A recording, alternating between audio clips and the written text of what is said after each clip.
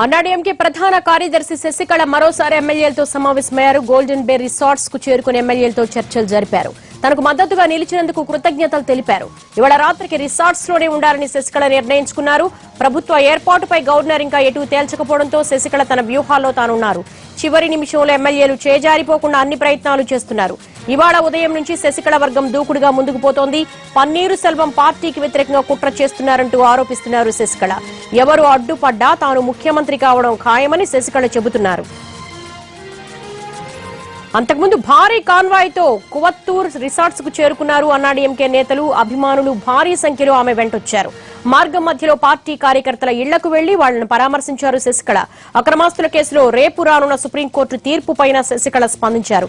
తీర్పు రానివ్వండి చూద్దామన్నారు. తీర్పు తనకు వ్యతిరేకంగా వస్తే అప్పుడు అనుసరించాల్సిన వ్యూహం పైన శశికళ సన్నిహితులతో చర్చించారు.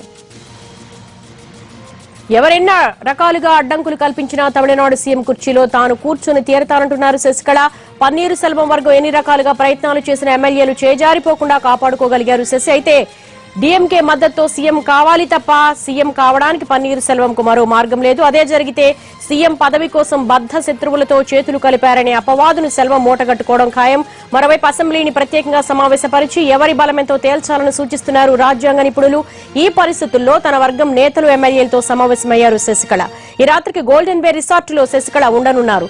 ఇక తమిళనాడులోని తాజా రాజకీయ పరిణామాలపై మా ప్రతినిధి దినకర్ లైవ్ లో వివరిస్తారు. దినకర్, ఒకవైపు పార్టీని అధికారంలో పెట్టాలనే ఒక ఆలోచన, మరొక వైపు ఎమ్మెల్యేలు చేజారిపోకుండా ఉండాలనే ఒకవైపు, మరొక వైపు రేపు రానున్న కేసుకు సంబంధించిన తుది తీర్పులో ఎలా రియాక్ట్ అవ్వాలి, ఆ తర్వాత దానికి సంబంధించినటువంటి వ్యూహాలతో శశికళ తలమునుకులైనారని చెప్పవచ్చు. అందులో భాగంగానే ఈరోజు సాయంత్రం 6:30 గంటల ప్రాంతంలో ఆవిడ అక్కడికి చేరుకున్నారు, ఎమ్మెల్యేలతో సమావేశమయ్యారు. అందులో ఉన్నటువంటి కీలకమైన నేతలు ఎవరైతే ఎడప్పాడి పళనిస్వామి ఉన్నారు, సెంగట్టయ్యన్ ఉన్నారు, అలాగే ఆవిడ కుటుంబానికి సంబంధించినటువంటి కీలకమైనటువంటి బంధువులు ఉన్నారు. వాళ్ళందరితో కూడా ప్రత్యేకమైనటువంటి వ్యూహాన్ని కూడా పండుతున్నట్టుగా మనకున్నటువంటి సమాచారం. ఇందాక మాట్లాడినప్పుడు కూడా కొద్దిగా ఎమోషనల్గా కూడా ఫీల్ అయ్యారు. జయలలితకు తను ప్రాణమని, ఎన్నో ఇబ్బందులు ఎదుర్కొన్న తమకు ఈ యొక్క ఇబ్బందులు ఎదుర్కోవడం పెద్ద కష్టం కాదని, జయలలిత పాటు జైలుకి వెళ్ళినటువంటి ఘనత తనదని చెప్పి కూడా చెప్పుకొని వచ్చే ప్రయత్నం చేశారు. ఎవరు కూడా పన్నీర్ సెల్వంని నమ్మాల్సిన అవసరం లేదని, కార్యకర్తలు ఎమ్మెల్యేలు తనతో ఉన్నంతసేపు కూడా విజయం సాధించడానికి ఇది ఒక బూస్టప్ లాగా పనిచేస్తుందని చెప్పి కూడా ఆవిడ ప్రసంగించడం జరిగింది. సో ఓవరాల్గా తనకు మద్దతు ఇస్తున్నటువంటి 119 మంది ఎమ్మెల్యేలను, అంటే ఈ లెక్క కోర్టుకు సమర్పించినటువంటి లెక్క, ప్రభుత్వం అఫిడవిట్లో దాఖలు చేసినటువంటి లెక్క, రిజార్ట్స్లో దాదాపు 119 మంది ఎమ్మెల్యేలు ఉన్నారని చెప్తున్నటువంటి ఈ లెక్కలో 119 మంది ఎమ్మెల్యేలు తనకు సపోర్ట్ ఇస్తున్నారని చెప్తున్నటువంటి శశికళ తాను సీఎం అయ్యేది గ్యారంటీగా అని చెప్పి కూడా చెప్తున్నారు. ఈరోజు తమిళనాడులో కొన్ని కీలకమైనటువంటి మార్పులు చోటు చేసుకున్నాయి. ఉదయం నుంచి కూడా ఓ పన్నీర్ సెల్వం అటాక్ చేస్తున్న నేపథ్యంలో ఆయన పైన ఎత్తుకు పై ఎత్తులు వ్యూహాలు వేస్తూ కూడా శశికళ ముందుకు సాగారు. అందులో భాగంగానే ఎమ్మెల్యేల మిస్సింగ్ కేసుకు సంబంధించి మద్రాసు హైకోర్టులో ఈరోజు దీనికి సంబంధించినటువంటి అఫిడవిట్ దాఖలు చేసింది ప్రభుత్వము. అందులో ఎమ్మెల్యేలు ఎవరు కూడా తమ పైన ఒత్తిడి పెట్టి ఇక్కడ తీసుకురాలేదని, తాము కిడ్నాప్కు గురి కావాలేదని చెప్పడంతో సో ఈరోజు దాఖలు చేసినటువంటి అఫిడవిట్లో ఈ యొక్క సమాచారం ఉంది. 119 మంది ఎమ్మెల్యేలు ఉన్నట్టు కోర్టుకు సమర్పించిన నేపథ్యంలో రేపు దీనికి సంబంధించినటువంటి తీర్పు ఇవ్వాలని చెప్పి మద్రాస్ హైకోర్టు రిజర్వ్లో పెట్టినటువంటి పరిస్థితి అలా ఉంది. ఈసారి ఢిల్లీకి వెళ్దాం. ఢిల్లీలో కీలకమైనటువంటి మార్పులు చోటు చేసుకున్నాయి. ఈ కేసుకు సంబంధించి రేపు తీర్పు వస్తుందని చెప్పి సుప్రీంకోర్టు కూడా స్కెడ్యూల్లో 10:30కు వస్తుందని చెప్పి ప్రకటించడం జరిగింది. ఇంతకుముందు సుబ్రహ్మణ్య స్వామి కూడా తాను మా గవర్నర్ శశికళను గవర్నమెంట్ ఫామ్ చేయడానికి పిలవాలని చెప్పి, లేని పక్షంలో ఆయన పైన కోర్టులో కేసు వేస్తానని చెప్పినట్టుగానే ఆయన ఆర్టికల్ 32ను ఉపయోగించుకుంటూ గవర్నర్కు వ్యతిరేకంగా శశికళను గవర్నమెంట్ ఫామ్ చేయడానికి పిలవకుండా ఉన్నారనే ఉద్దేశంతో హార్స్ ట్రేడింగ్కి ఆయన సపోర్ట్ చేస్తున్నారన్న ఉద్దేశంతో కూడా ఆయన కేసు వేయడం జరిగింది. ఇక ఇంకొక కేసు కూడా కీలకమైనటువంటి కేసు. శశికళ ఒకవైపు గవర్నర్ అపాయింట్మెంట్ కోరుతూనే మరొక వైపు కూడా గవర్నర్ తనకి 24 గంటల లోపలగా ప్రభుత్వాన్ని ఏర్పాటు చేయడానికి ఆహ్వానం ఇవ్వకుండా చూస్తున్నారు. ఇందులో జోక్యం చేసుకోవాలని చెప్పి సుప్రీంకోర్టుని ఆశ్రయించింది. ఆయన మనోహర్ లాల్ శర్మ అనేటువంటి అడ్వకేట్తో మొత్తం పిటిషన్ దాఖలు చేసినటువంటి పరిస్థితి ఉంది. ఇందులో 119 మంది ఎమ్మెల్యేల మొత్తం అంతా సంతకం చేసి ఇచ్చినటువంటి పిటిషన్ నా వైపు ఉన్నటువంటి సందర్భంలో నన్ను గవర్నమెంట్ ఫామ్ చేయడానికి పిలవాల్సిన బాధ్యత గవర్నర్ ఉంది, దీనిలో జోక్యం చేసుకొని గవర్నర్ని ఆదేశించాల్సిందిగా వేసినటువంటి పిటిషన్ రేపు కూడా వచ్చే అవకాశం ఉందని కూడా మనం భావించవచ్చు. దీనికోసం కూడా ఆ యొక్క వర్గం కూడా పూర్తి స్థాయి సమాలోచనలు, న్యాయ నిపుణుల సలహాలు కూడా తీసుకుంటున్నటువంటి పరిస్థితి కొనసాగుతుందని చెప్పవచ్చు. సో ఇలా 3 రకాలుగా డెవలప్మెంట్స్ జరుగుతూ వెళ్ళాయి. మరోవైపు ఓ పన్నీర్ సెల్వం సెక్రటేరియట్కి వచ్చారు. పిలిపించారు. ఆయన కూడా కాసేపు అక్కడ ఉన్నారు. అయితే శశికళ కౌంటర్ అటాక్ చేస్తున్న కొద్దీ ఆయన ఇంకా ఇప్పటివరకు ఏం రియాక్ట్ కాలేదు. ఎలా రియాక్ట్ అవుతారన్నది మాత్రం చెప్పవచ్చు.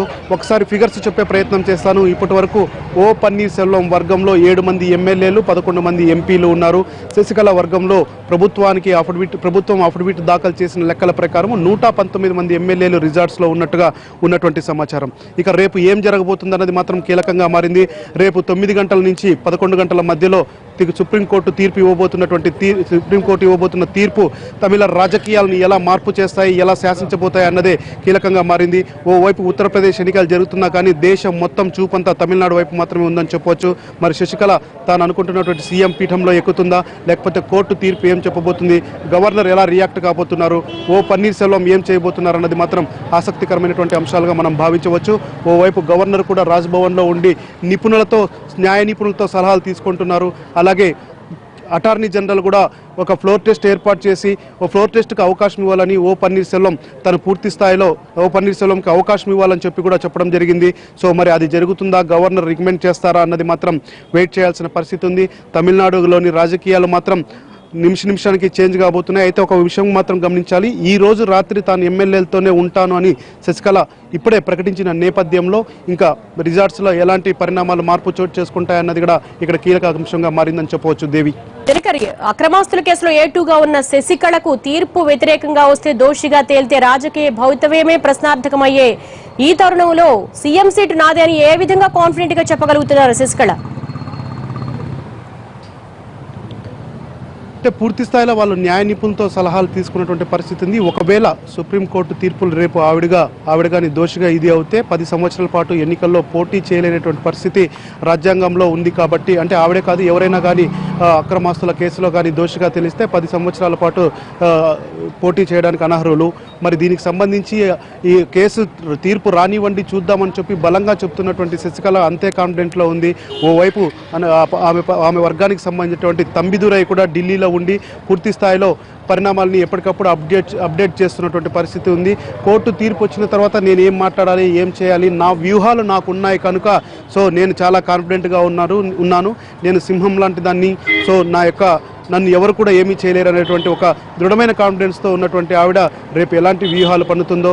ఇక్కడ 2 ఆప్షన్స్ కూడా ఉన్నాయని చెప్పవచ్చు. గత 3 రోజులుగా ఎమ్మెల్యేలతో సమావేశం అవుతున్నటువంటి శశికళ ఒకవేళ కోర్టు తీర్పులో కానీ తాను కానీ దోషిగా తేలితే నెక్స్ట్ ఇంకొక పర్సన్ని ముందర తీసుకొని వచ్చి ఆయనకి లెజిస్లేచర్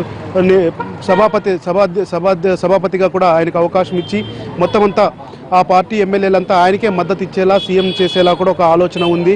అయితే కొద్దిమంది ఎమ్మెల్యేలు వ్యతిరేకించడంతో నిన్నటికి ఆ చర్చ పూర్తి స్థాయిలో ఆగిపోయిందని చెప్పవచ్చు. అయితే రేపు కానీ తీర్పు ఆవిడకి వ్యతిరేకంగా వస్తే మాత్రం ఈ యొక్క నిర్ణయాన్ని ముందు పెట్టి ఎమ్మెల్యేలని సమాధానపరిచిన తర్వాతనే వాళ్ళకి ఆవిడ తదుపరి చర్యలు తీసుకోవాలని యోచనలో ఉన్నారు. మరి అది సెంగొట్టయ్యనా, పళనిస్వామి లేకపోతే తంబిదురయ్య అన్నది మాత్రం ఇక్కడ వేచి చూడాల్సిన పరిస్థితి ఉందని మాత్రం చెప్పే అవకాశాలు ఉన్నాయి. దేవి, ఏ విధంగా చూడొచ్చు? శనివారం వరకు పన్నీర్ సెల్వం చాలా దూకుడుగా యాక్టివ్ గా ఉన్నారు, మద్దతు కూడగడుతున్నారు సోషల్ మీడియా కానీ, అలాగే కొంతమంది తమిళ హీరోల పొలిటికల్ సపోర్ట్ కూడా ఉంది. అలా చూసుకుంటే ఇప్పుడు శశికళ విషయంకి వస్తే 3 రోజులుగా పరిణామాలు మారిపోతూ ఉన్నాయి. ఆమె చాలా స్ట్రాంగ్ గా చెప్తున్నారు, చాలా కాన్ఫిడెంట్ గా చెప్తున్నారు, నేను సింహం లాంటి దాన్ని అని. గవర్నర్ కూడా అల్టిమేటం జారీ చేస్తున్నారు, నాకు బలం ఉంది, బల నిరూపణకు అవకాశం ఇవ్వండి, లేదంటే ప్రభుత్వాన్ని ఏర్పాటు చేయడానికి అవకాశం ఇవ్వండి అని. ఏ విధంగా చూడొచ్చు ఈ ఎపిసోడ్ ని? మొదటి నుంచి శశికళ స్ట్రాంగ్గా ఒకటే మాట చెప్తున్నారు, ఎమ్మెల్యేల మద్దతున్న నాకు ఖచ్చితంగా సీఎంగా ప్రమాణ స్వీకారం చేసే అవకాశం కల్పించాలని చెప్పి గవర్నర్ని కలిసినప్పుడు కూడా చెప్పడం జరిగింది. నిన్న 2 రోజుల కిందట గవర్నర్ అపాయింట్మెంట్ కోరుతూ లేఖ రాసినప్పుడు కూడా ఇవే స్పష్టంగా చెబుతుంది. రాజ్యాంగబద్ధంగా చట్టబద్ధంగా నన్ను నియమించాలని చెప్పి కూడా ఏదైతే అవకాశాలు ఉన్నాయో ప్రతి దాన్ని కూడా తనకు వీలు కల్పించేలా చేయాలని చెప్పడం కూడా ఆవిడ వాదిస్తూనే ఉంది. ఆ వర్గం నేతలు కూడా పదే గవర్నర్ వైపు బాల్ ఆయన కోర్టులోకి నెట్టుతున్నటువంటి పరిస్థితి ఉంది. అయితే ఇవి గవర్నర్ నుంచి కాల్ రావడము, ఆ తర్వాత గవర్నర్ కోర్టు తీర్పు కోసం వేచి చూస్తున్న నేపథ్యంలో ఓవైపు ఓ పన్నీర్ సెల్వం కూడా పూర్తి స్థాయిలోనే దూకుడు ప్రదర్శిస్తున్నారని చెప్పవచ్చు. ఆయన ఈరోజు ఉదయం మాత్రం చాలామంది కార్యకర్తలను కలిశారు. ఎమ్మెల్యేలు తన వైపు రాకపోయినా కానీ ఫ్లోర్ టెస్ట్ నిర్వహిస్తే ఖచ్చితంగా విజయం సాధించేది నేనే అనేటువంటి ధీమాగా చెప్తున్నారు. 40 మంది ఎమ్మెల్యేలు తన వైపు ఉన్నారు, తను ప్రభుత్వం ఏర్పాటు చేయడానికి పూర్తి స్థాయిలో తానే సీఎంగా కంటిన్యూ చేయడానికి కూడా అవకాశాలు ఉన్నాయని చెప్పి ఆయన వర్గం వాదిస్తుంది. ఆయన దాన్నే బలంగా నమ్ముతున్నటువంటి పరిస్థితి కొనసాగుతున్నాయి తమిళనాడులో, ముఖ్యంగా పన్నీర్ వర్గంలో. అయితే ఏం జరగబోతుందనేది మాత్రం ఆశ్చర్యకంగా వెయిట్ చేయాల్సినటువంటి పరిస్థితి ఉందని చెప్పవచ్చు. పన్నీర్ సెల్వం మాత్రం ఈ రోజు ఉదయం నుంచి చాలా తక్కువగా మాట్లాడారు, ఏమి కూడా మాట్లాడేటువంటి పరిస్థితి ఉంది. కేవలం శశికళని పొలిటికల్ కౌంటర్ అటాకే చేశారు కానీ తన వ్యూహాన్ని గురించి ఎక్కడ కూడా బయట పెట్టినటువంటి పరిస్థితి. ఒక చిన్న డెవలప్మెంట్ అయితే జరిగింది. అయితే అందులో వారిద్దరి మధ్య కలయిక లేకపోయినా కానీ పన్నీర్ సెల్వం అక్కడికి వచ్చేటప్పుడు స్టాలిన్ 15 నిమిషాలు రావడం ముందు కూడా కొద్దిగా కీలకమైన పరిణామాలు చోటు చేసుకుంటాయని భావించాం. కానీ స్పష్టంగా డిఎంకే కూడా ఇందాక చెప్పింది పన్నీర్ సెల్వంకు మద్దతు ఇచ్చే ప్రసక్తి లేదు, అది తమ ప్రత్యర్థి పార్టీ కనుక డిఎంకేకి ఎప్పుడు అన్నా డిఎంకే ప్రత్యర్థి పార్టీ అని తేల్చింది. మరి డిఎంకే చేతులెత్తేసిన నేపథ్యంలో ఓ పన్నీర్ సెల్వం వ్యూహాలు ఏంటో అన్నది మాత్రం వేచి చూడాల్సిన పరిస్థితి ఉందని చెప్పవచ్చు. Devi, over to you. Yes Dinakar, thank you. Sasikala రాజకీయ భవితవ్యం రేపు తేలిపోయే సూచనలు కనిపిస్తున్నాయి. అక్రమాస్తుల కేసులో సుప్రీంకోర్టు రేపు తీర్పు వెల్లడించే అవకాశాలున్నాయి. కోర్టు ఆమె దోషిగా తేలిస్తే శశికళ రాజకీయ జీవితం ప్రశ్నార్థకంగా మారుతుంది. ప్రజాప్రతినిధిగా పోటీ చేయడానికి కూడా ఆమె అర్హత కోల్పోతారు. వారం రోజులుగా తమిళనాడులో రాజకీయ సంక్షోభం నడుస్తున్నా గవర్నర్ ఇప్పటివరకు ఎలాంటి నిర్ణయాలు ప్రకటించకపోవడానికి ఈ కేసు కూడా ఓ కారణం. సుప్రీంకోర్టు తీర్పు పెండింగ్ లో ఉండగా గవర్నర్ కూడా ఆచితూచి వ్యవహరిస్తూ వచ్చారు. కోర్టు తీర్పుపై అన్నాడీఎంకే శ్రేణులు ఉత్కంఠగా ఎదురుచూస్తున్నారు. తీర్పు రానివ్వండి, అప్పుడు ఆలోచిద్దామంటున్నారు శశికళ.